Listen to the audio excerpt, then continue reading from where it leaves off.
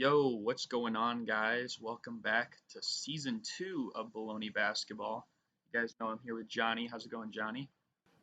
What's going on, Garrett? How are all of our listeners out there doing? Making their cameo appearance on camera. So this is exciting for sure. Can't wait to dive into season two and get a grasp on some things. Yes, sir. It's already a different layout. We got both of us here this time. Changed a few different things, and we're ready to talk about pretty much the off season. We're going to be ranking through, grading every single team's off season, and we're going to start in alphabetical order with the Atlanta Hawks. I don't know if you wanted to talk about some of their moves first, or should I? Yeah, it's fine. I'll go first. So um, if we take a look at what they did, guys, they made quite a bit of moves and some big moves compared to most of the other teams.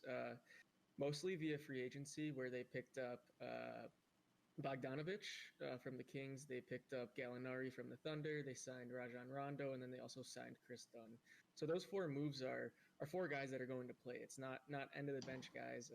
Two of them most likely going to start. I guess we can get into that because I kind of had that thought in my mind. It seems like they have six guys that are ready to start.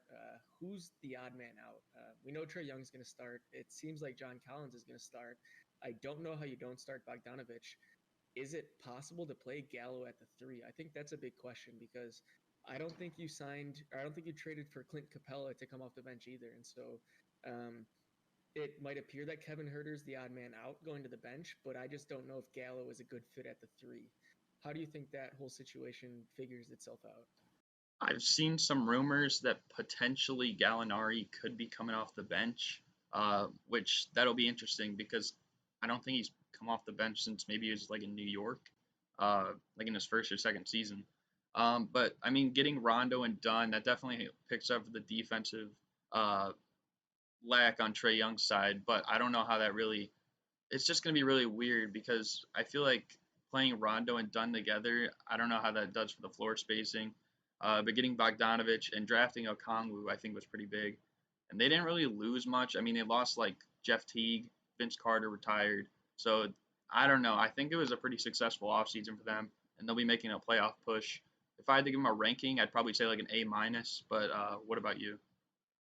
Yeah, I'd say I'm somewhere in that boat, B plus A minus. They obviously got some big impact names, but it's just about the fit for these pieces, right? Because as you alluded to, that bench unit doesn't necessarily have a whole lot of shooting.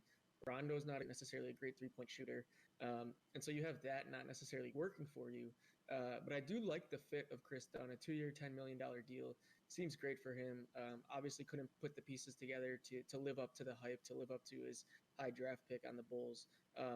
But as a seventh, eighth man, coming in off the bench, playing great defense, I think there's great value there. I just am interested to see how Lloyd Pierce makes these pieces fit because the Hawks have gone from a team that was up and coming to now a team that is expected to make the playoffs and make it somewhat easily, if you will. So I think they have expectations that are quite high. Now it's just time to see if they can live up to those expectations. Most definitely. And another team that has been a playoff team for the past several years, the Boston Celtics.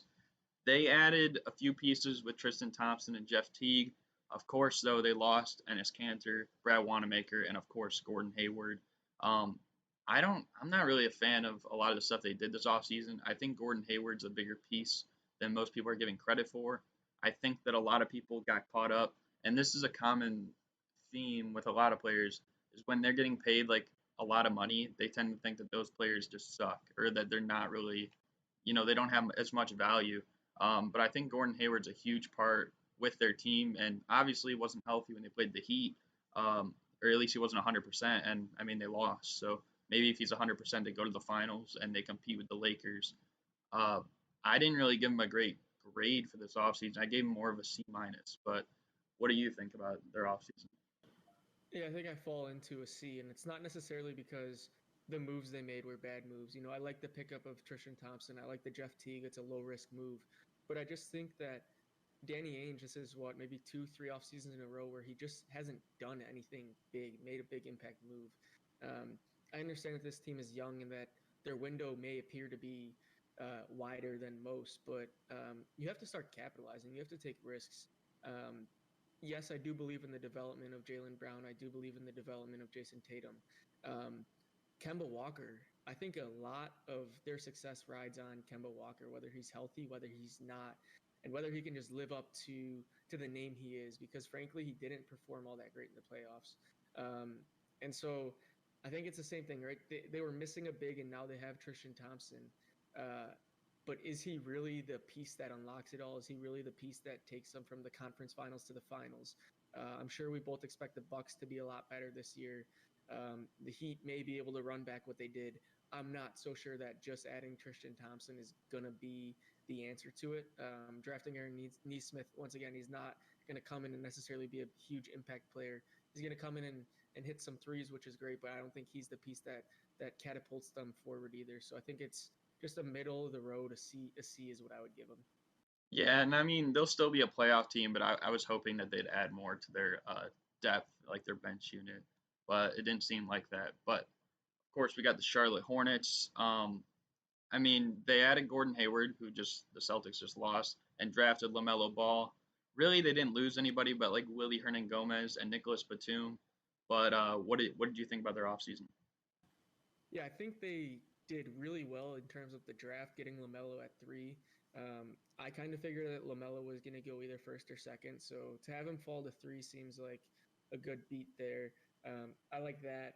Obviously, they paid a lot for Gordon Hayward, but the nature of it is that small market teams are going to have to pay up to get fans in the building. And this year, there might not be any fans in the building, but these small market teams just have to build through the draft and then are going to have to spend a lot of money to get some names to come their way. So it's obviously going to make them a better team, right? They're closer towards competing than they were last year. Vernon Carey, not a huge fan of that move. Nick Richards, same thing. Seems like they just have a lot of bigs and a lot of bigs that don't fit the modern day NBA. But just solely on that LaMelo Ball move, I think I give them somewhere in the range of a B plus to an A minus. The Gordon, yeah, they overpaid, but they got like best or maybe the second best player in this draft. So I'd say a B plus is what I give them. Yeah, I mean, it wasn't a bad offseason for them. Of course, like they're not going to be making like a serious contention push, but I think that they could be a playoff team, and I think there's a good chance to get in the play in. I gave them a B for their offseason. I thought it was pretty solid. But moving on to the Chicago Bulls, they didn't really make too many additions in terms of players. Patrick Williams and Garrett Temple were probably the most notable, but adding Billy Donovan as head coach, I think, was really huge. They lost Chris Dunn, they lost Shaq Harrison, and getting rid of Jim Boylan. I think we could both agree that was kind of a plus. Um, so I kind of looked at it from a coaching standpoint as well, not just adding players. I gave them a C plus, a little bit higher than average. Um, and if they're healthy, I think that they could be making a playoff push too. Yeah, I think I settle around a B minus.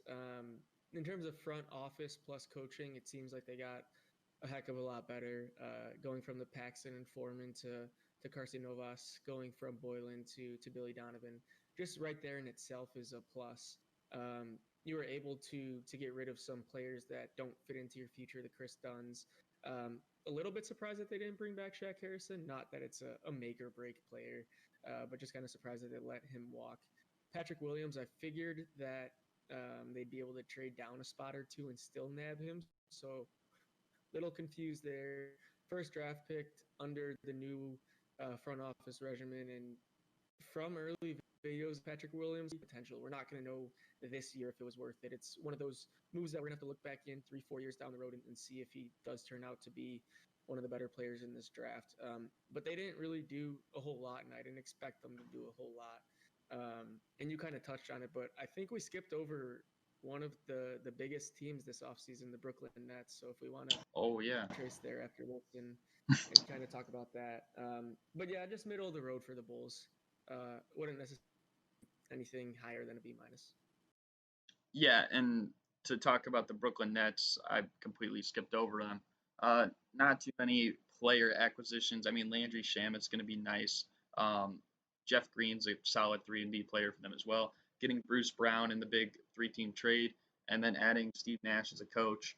That could be a plus. It could be a minus because he has no experience as a head coach. But of course, I mean, getting through the mind of one of the highest IQ players of all time, I think that could definitely help a guy like Kyrie Irving. Looking at some of their losses, I mean, Garrett Temple, Wilson Chandler, they weren't huge contributors for them. Um, so I gave them a B for their offseason. Of course, all these guys are going to be meshing in with Kevin Durant, Kyrie Irving. And I mean, we'll still have to see. There's still could be a James Harden trade out there, but we'll just see. Time will tell. What do you think, though? Yeah, I'm at a B as well. It seems like this offseason was mostly about shipping out some vets and KD and Kyrie, whether that's your Bruce Browns or your Landry Shamits. I've always been a fan of Jeff Green. I'd like to see him um, excel in his role because I truly do believe that his athleticism paired with this team could really benefit the Nets as a whole, just playing off of both KD and Kyrie. So I think a lot of it is just seeing if we can move some parts around to see what fits best with KD and Kyrie. And we don't even know what KD and Kyrie are going to look like together. But I think that they're doing a pretty good job of at least giving themselves a chance with some of these surrounding players. Bruce Brown, a great defender, Landry Shamet. Yeah, and moving on to the Cleveland Cavaliers. I don't think we'll have to spend too much time on this. I mean, drafting Isaac Okoro, definitely a fit that they kind of need the small forward spot. JaVale McGee, you're bringing him in. I mean, he'll probably be gone by the end of the year, is at least my prediction. Losing Tristan Thompson, Ante Zizic, Alfonso McKinney, I gave them a D. They're still not going to really be relevant. Probably not even next year either. Yeah, I give him a C myself. Losing a guy like Tristan Thompson, he obviously doesn't fit into any of their long-term plans, so doesn't do anything there. Not necessarily the highest on Isaac Okoro. Sure, he may fill a need, but I'm not so sure that he has that long-term potential to necessarily become a star, which you aim for at the fifth pick. Um, Signing guys like Thon McCurdy, maybe it's a high upside. It's a low risk, high upside signing. Maybe you can tap into some of his untapped potential.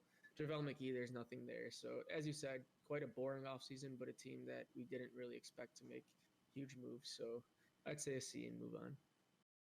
And moving on to the Dallas Mavericks, I'm interested in what you think about their offseason first before I'll go. So, what do you think about the Mavericks? I'm a big fan of what the Mavericks did, both in the draft and via trade. Um, I think Tyrell Terry at 31 is a great move for the Mavericks. Um, was hoping that they went with, I think Desmond Bain was still available at 18, and that's who I hope they went for. Um, Getting Josh Green, you get an athletic 3 and D wing. Both at picks 18 and 31, they're going for wings, and that's what they need. They have their guard in Luca, they have their big in KP. They need those 3 and D wings. And lo and behold, that's who they got via trade, Josh Richardson. Gave up Seth Curry, but to get Josh Richardson, I think he plugs in. I think he plugs a hole that they've had for a while. I've always said, a guy like Robert Covington, a guy like Jimmy Butler, somebody of that caliber to come in and be that third guy around Luca and KP is what they need. Don't think that Josh Richardson necessarily embodies that whole thing, but he's a piece in the right direction. James Johnson just getting a tough guy to surround Luca and KP, so not a whole lot there. I don't know if you saw they signed JJ Barea to the veteran minimum, and now they're going to release him. Kind of just Mark Cuban's way of thanking him for his tenure with the franchise. So I think that's a great move. And then in terms of what they lost, DeLon Wright, I thought he was a nice piece, but I don't think it's an end all be all move. Free agents, they lost Michael Kid Gilchrist, nothing huge there. Courtney Lee, nothing huge. So I think they brought in better players than they let out. So I'm going to give them an A minus for their moves this offseason. Really? And I mean, that's why I wanted to hear what you thought. Personally, I wasn't much of a fan of what the Mavericks did. I think that this past season they had, statistically, it was like the best offensive team ever. Uh, and I mean, they brought in Josh Richardson, James Johnson, Josh Green, a one do. I think these guys will help on the defensive end. But I think that Luca benefited so much with having these offensive threats around him and these shooters like Seth Curry. Um, Courtney Lee, which also isn't really going noticed. They didn't even pick him up. I don't think anybody's picked him up yet. He's just still out there in the free agent market. But losing Barea, losing DeLon Wright, and Michael Kidd Gilchrist. Uh, I don't know. I'm really not a fan of this. I don't think that they made as many moves as people thought or the right moves necessarily. And I'm not really high on it. I'm going to give them a D. I did just check the Courtney Lee, so I don't know if that plays a big role into your decision making as to how you grade them, but they will have Courtney Lee come preseason, just for what it's worth. Maybe like a D plus or something, like, I don't know. But I still feel like they lost a lot of their shooters, a lot of their offense. Of course, Michael Kidd-Gilchrist wasn't part of that so much, but I don't know. I'm really not a fan of what they did. I think they'll still be a playoff team, but more so in like the 5 through 8 range than probably 1 through 4. On to the Denver Nuggets now. They brought in R.J. Hampton as a rookie, drafted him, and they also brought in JaMychal Green, which I thought was a really big pickup. I think that he's pretty much, it seems like their power forward spot with both Paul Millsap and JaMychal Green. They both have like similarities. They both can stretch the floor. They're both strong. They're both solid defenders. But losing Grant, Plumlee, and Torrey Craig is also going to hurt them as well. It was a pretty average offseason, I think, for them. I gave them like a C plus though. But what do you think? Yeah, I actually lean C minus. Um, Jeremy Grant is probably the biggest loss. What we saw him do in the playoffs against LeBron James was huge. Uh, Mason Plumlee, I don't think there's much there. To replace Plumlee with JaMychal Green is obviously an upgrade. The head scratching move for me was not bringing back Torrey Craig, considering how cheap he was. I know he's not a plus offensive player, but he clearly is a plus defensive player. And so I figured that he'd be back on the roster. JaMychal Green, as you said, is a great pickup. RJ Hampton, I'm not so sure if they plan on using RJ Hampton this year. I think he could be a very good player. They did re-sign Monte Morris, 3 years, $27 million, down to that. And so I'm at a C. I forget what I said, C minus, I think. But nothing huge, more of a middle of the road off season. So nothing too big there. Yeah, moving on to the Detroit Pistons. Uh, I'm not going to get into all the guys they signed because it seems like they had a huge roster overhaul. Uh, but I mean, they brought in guys like Jeremy Grant and like Josh Jackson, Jahlil Okafor. Some of them are guys that like haven't gotten a chance on other teams. Maybe the Pistons is where they could turn it all around. Losing Luke Kennard, losing Christian Wood. Um, I mean, those are two of their better young players. And I mean, they still have Blake Griffin, they still have Derrick Rose. So it's really weird. They don't really have an identity with their team, and that's why I probably gave them the worst ranking of them all. I gave them a D minus. What do you think? Yeah, I'm giving him a D. I think just a lot of head scratching, perplexing moves. Um, I mean, I just don't understand what they're necessarily doing on a team that just doesn't have an identity, like you said, or even a super bright future. In terms of some of the like moves they made via trade, I think they brought in some guys with maybe some untapped potential, like DeLon Wright, a Rodney McGruder I've always been a fan of. But once again, Rodney McGruder is not a star. He's a guy that a championship contender would like to have as a ninth or a 10th man. And so I think just the laundry list of names doesn't seem like there's somebody that's going to turn the franchise around. A lot banks on what Killian Hayes becomes, and on a D for the Detroit Pistons. Yep. Moving on to the Warriors.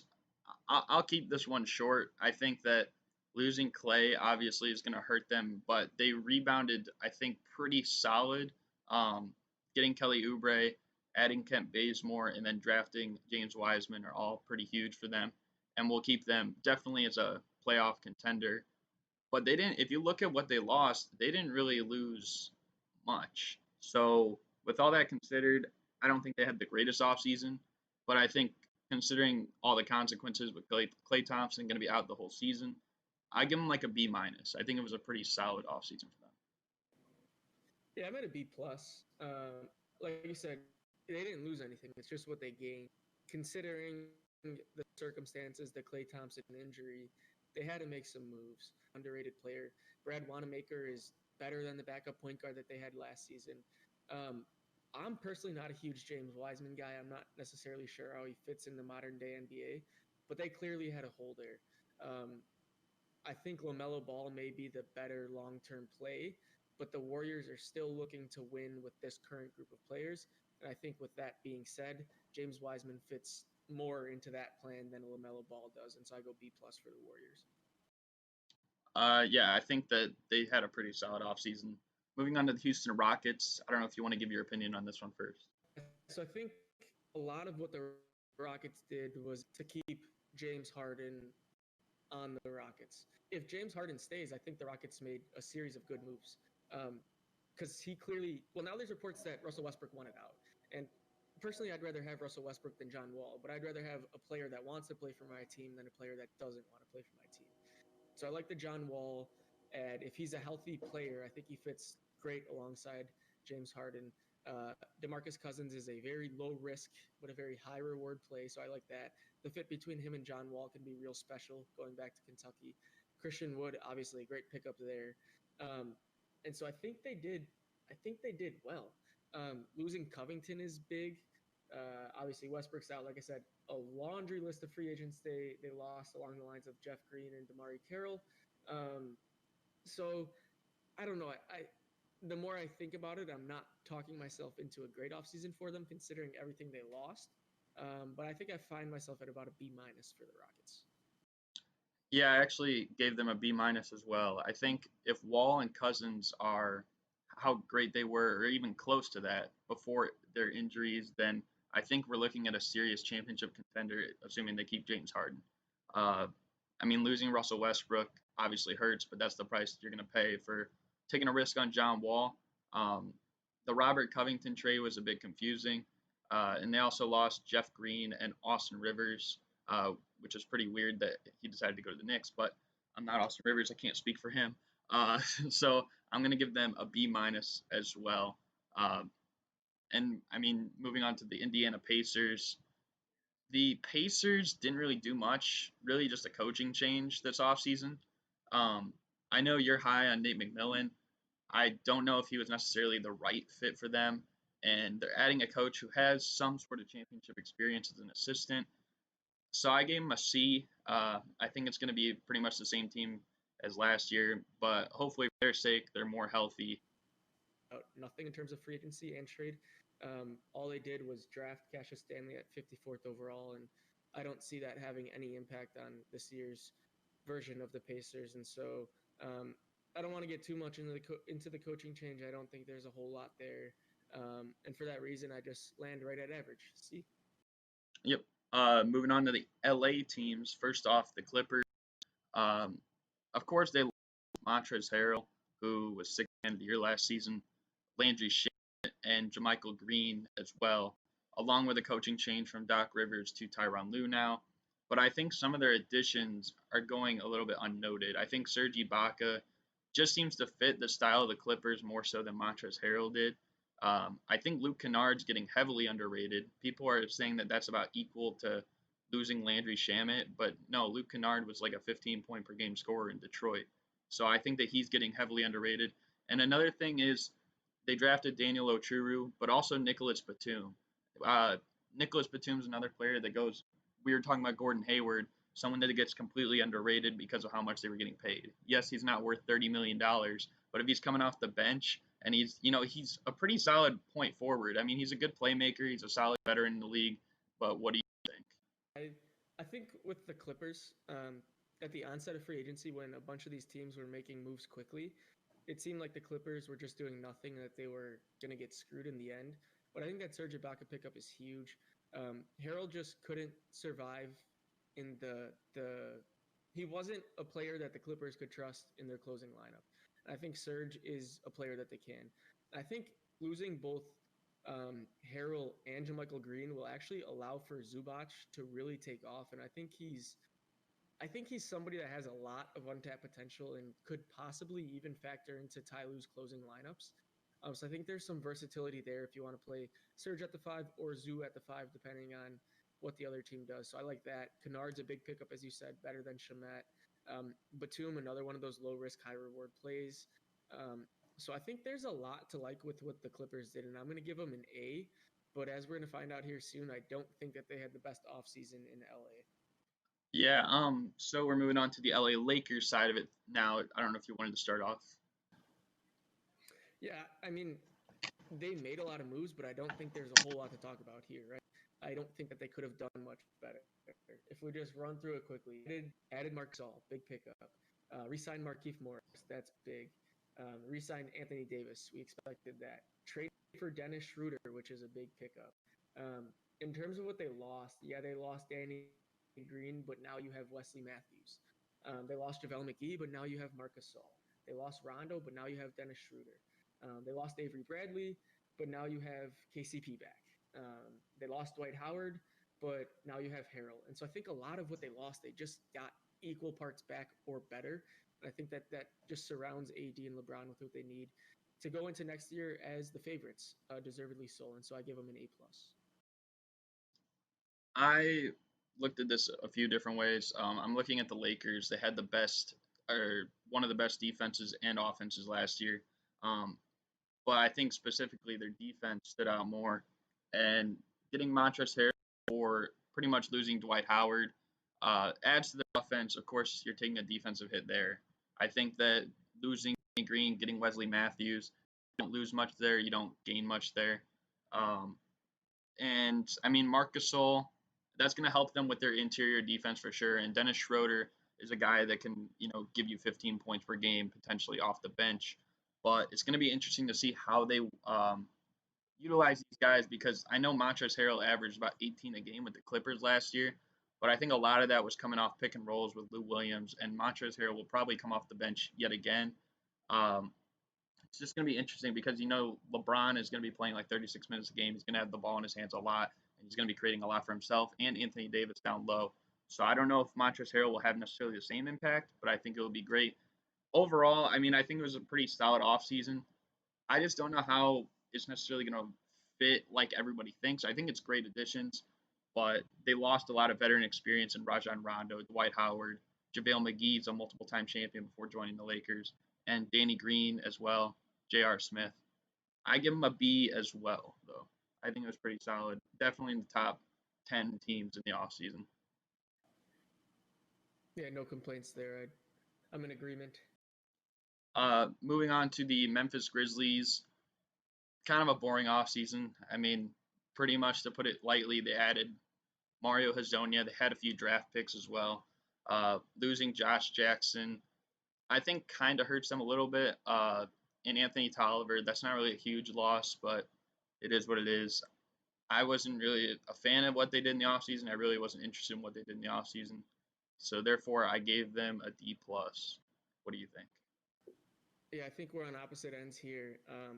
Desmond Bain is somebody that I'm super high on, and there were a lot of teams before the Grizzlies at 30 that passed on him that I thought made a big mistake. And so you don't have the argument of the long-term potential or whatever some may say. But I think Desmond Bain is just a plug and play, as is Xavier Tillman. And I think getting both those guys at 30 and 35 respectively are steals. Hazonia is Hazonia. I don't think it's necessarily huge.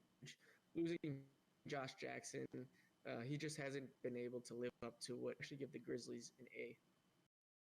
I just think that they need probably more veteran presence and they needed a little bit more firepower because of all these teams getting better in the conference.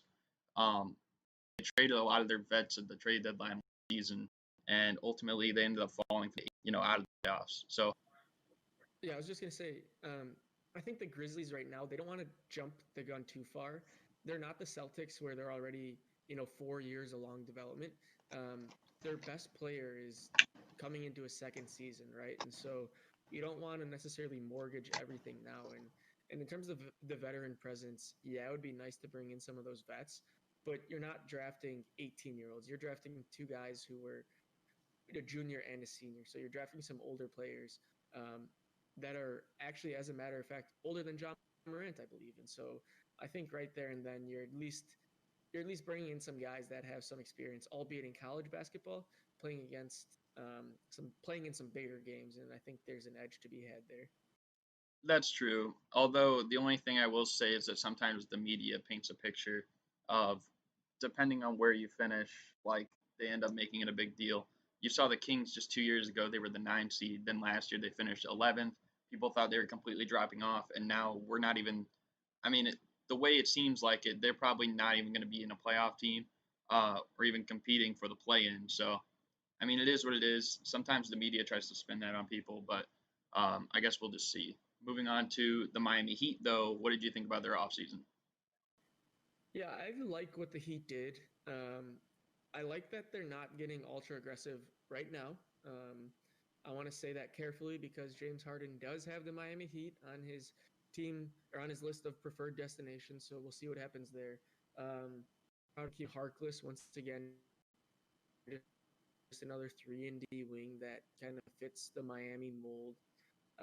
Drafting Precious Achua from Memphis, a lot of people think he is one of the bigger steals of the draft, and so it should be interesting to see if he finds his way as a part of Eric Spoelstra's rotation.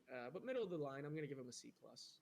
What about you? Yeah, I gave them a B minus. I thought that some of the additions that they made weren't too bad. Mo Harkless definitely helps out on the defensive end, as well as Avery Bradley. Losing Jay Crowder to Phoenix, of course, that hurts. Of course, he didn't really play that well in the finals, though. And Derrick Jones Jr., I think that, I mean, we'll get into Portland where he went in a little bit, but I think that his utilization in Miami probably won't be as big as it is with Trailblazers, so I'm going to give him a B minus. So moving on to the Milwaukee Bucks, um, looking at some of their additions, they made a lot of moves with Drew Holiday, especially in the Eric Bledsoe trade. Getting DJ Augustine is a good replacement, I think, for George Hill. Um, and then guys like Bobby Portis and Torrey Craig, who are pretty solid defenders and can also stretch the floor.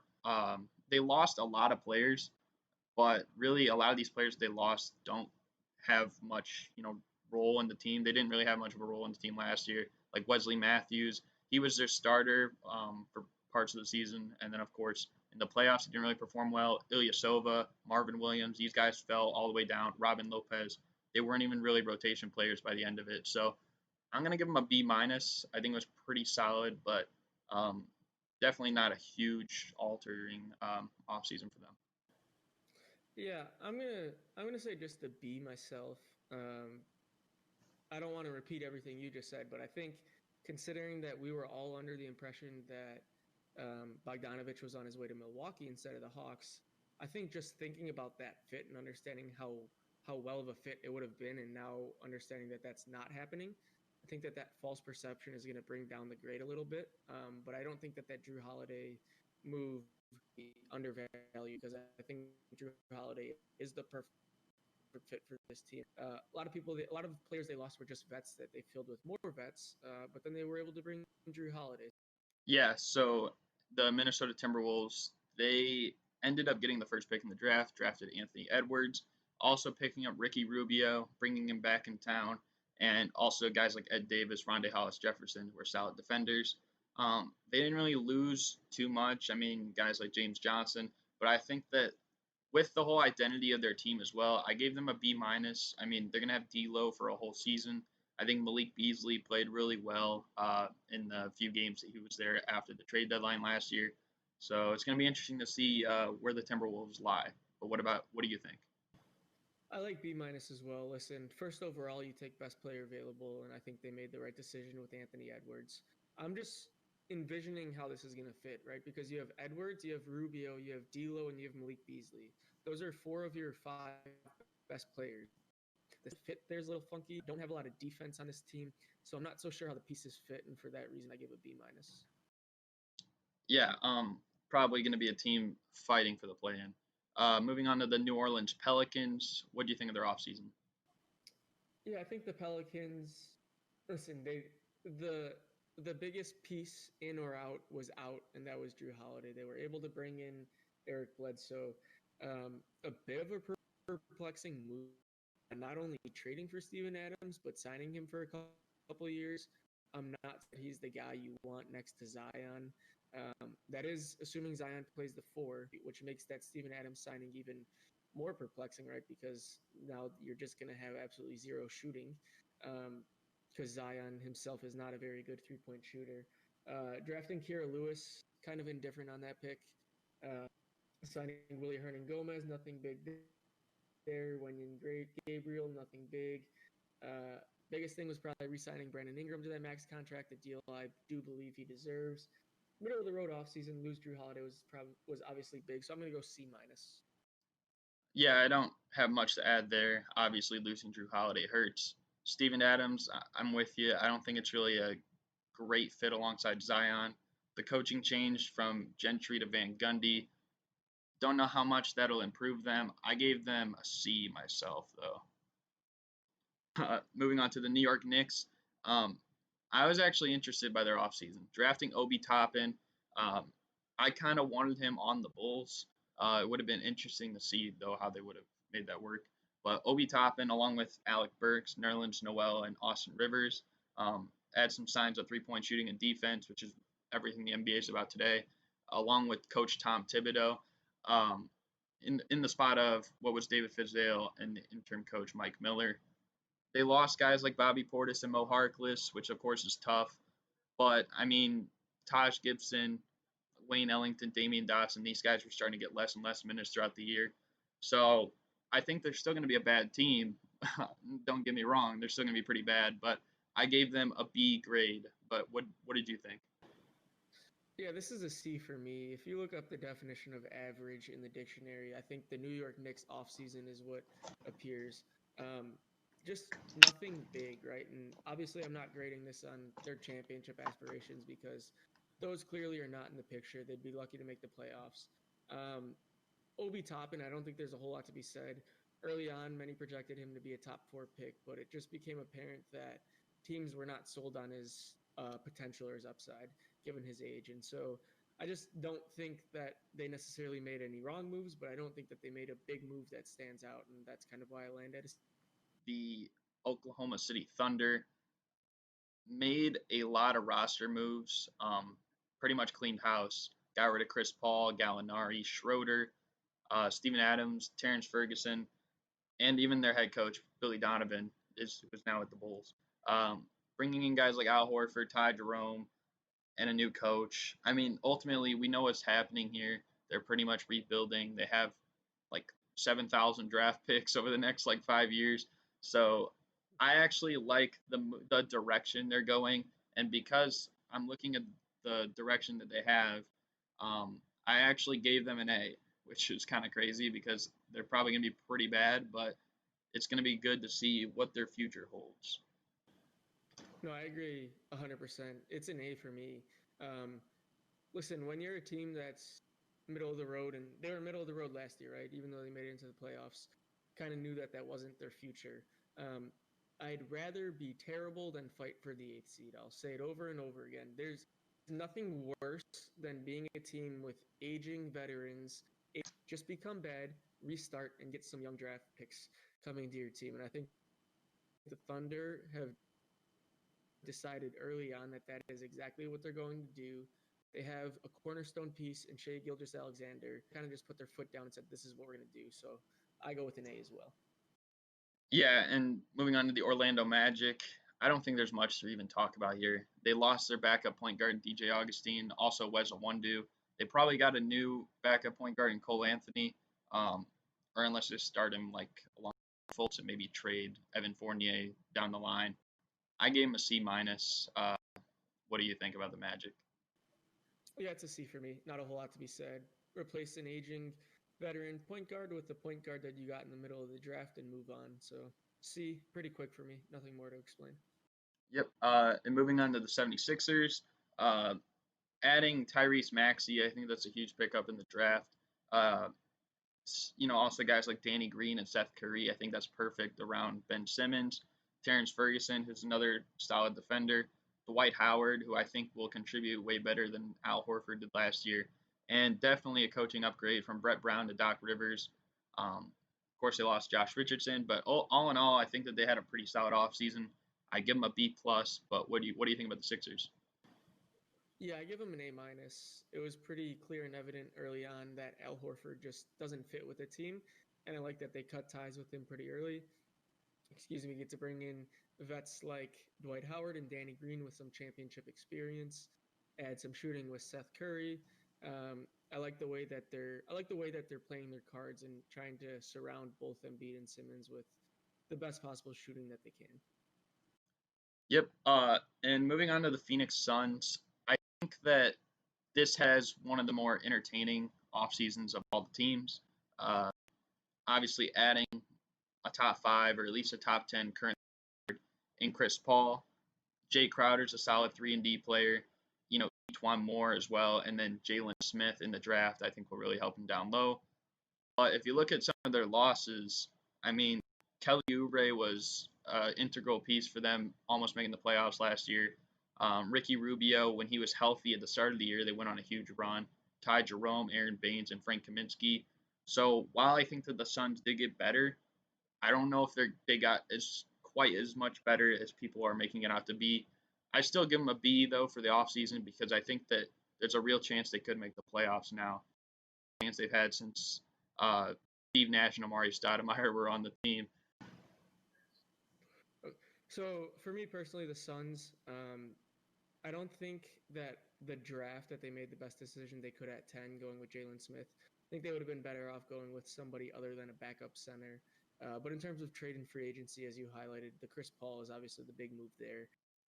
Okay, so moving on to the Trailblazers offseason, adding Robert Covington and Derrick Jones Jr. I think are both solid pieces on the defensive end, which is what they needed. They had a terrible defense in the bubble.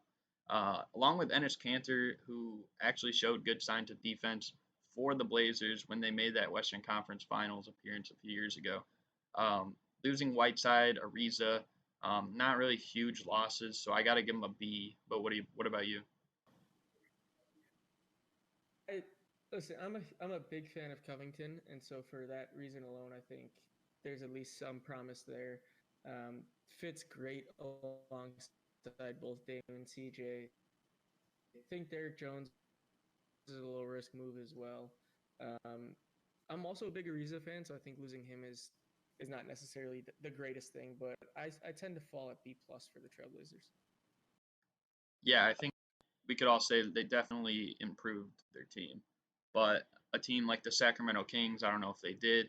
They added Whiteside and drafted Tyrese Halliburton, which was a bit weird considering they already have like Fox and Heald. Um, but I mean, losing Harry Giles, Bazemore, letting Bogdanovich just walk, Alex Len, Yogi Ferrell they haven't even brought back. I give them a D. I don't really know what direction they're kind of going in. Yeah, I think taking Halliburton at 12 was a good move in my opinion because a lot of people had him going early lottery, normally top 7, top 8. So I at least like that pick there. In terms of fit, I'm not necessarily sure how that figures itself out. Same with the Hassan Whiteside. It's the Kings. Do we really expect them to make great moves? No. This offseason certainly isn't helping. And so I'm at a D plus. Yeah, and I will say a big reason why I'm not too fond of the Halliburton drafting is like you said, I don't know about the fit of it. I think that if he were drafted to some other team, I think he would be a huge plus for them.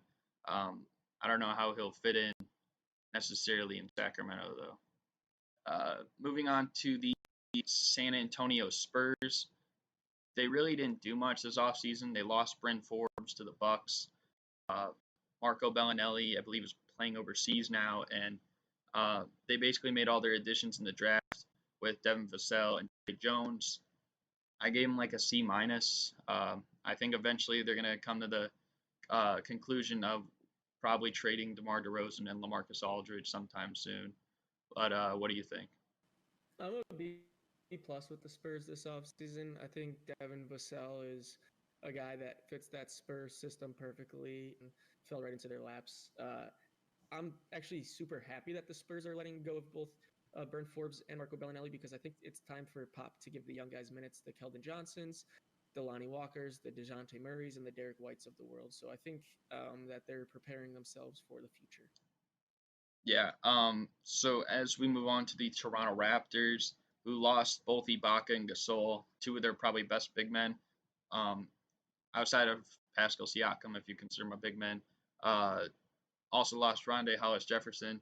They did add some big men as well in Aaron Baines and Alex Len, along with DeAndre Bembry. I'm gonna stick with my grade from the Spurs and give them C minus. But what do you? Um, it's not that Baines and Alex Len are bad. It's just that they're not on the caliber of the as well. Although I do think that Chris Boucher could have a big year coming ahead. Yeah, I think he will too. But moving on to the Utah Jazz, they didn't make too many moves either. Adding Derek Favors, They just signed Shaq Harrison, I believe today or yesterday, um, and they lost Ed Davis, Emmanuel Mudiay. Pretty average offseason. I'd give them a C though. What about you? I'm gonna go with a B. I think Derek Favors being back in Utah is big. Just that alone is an upgrade over their backup big men, whether George's kneeing, whether it's Juwan Morgan, whether it's Ed Davis. I think Derek Favors is just a clear upgrade there. Yeah, it's definitely good to have him back. And as we move on to the Washington Wizards to close it out, adding Russell Westbrook, drafting Denny Avdija, and bringing in Robin Lopez are three pretty solid moves. But of course, you lose John Wall. Um, you lose guys like Jan Mahimi and Shabazz Napier. But it's going to be interesting to see how Westbrook and Bradley Beal play together. So I'm still kind of skeptical about it, but I'd say a little bit better than average. I'd give him like a C plus. What do you think? It's a B plus for me. John Wall, I don't think that there's. It's not that there's not a whole lot of gas left in the tank, but he clearly wanted out, and in order and to be able to bring in Russell Westbrook with only giving up a first round pick attached to John Wall, I think is a great deal, almost a steal for the Wizards there. Getting Avija at 9 is also good value. Um, I think this is a team that's primed to make a playoff run. I could see them finishing anywhere between 6 and 8, and so I think for that reason alone, I give them a B plus. Yeah, it should be at least a fun team to watch for sure with that backcourt. But that's going to do it for all the teams. I hope you guys enjoyed this first season of, or this first episode of season 2 of Bullony Basketball. Anything you'd like to say at the end, Johnny? Just thank you guys for the continued support. Excited to run it back for a second season. Trying some new things here out with the camera, so bear with us if there's anything that looks a bit different or if we're struggling along the way. We appreciate all the support, and we shall see you next episode. Peace. Peace.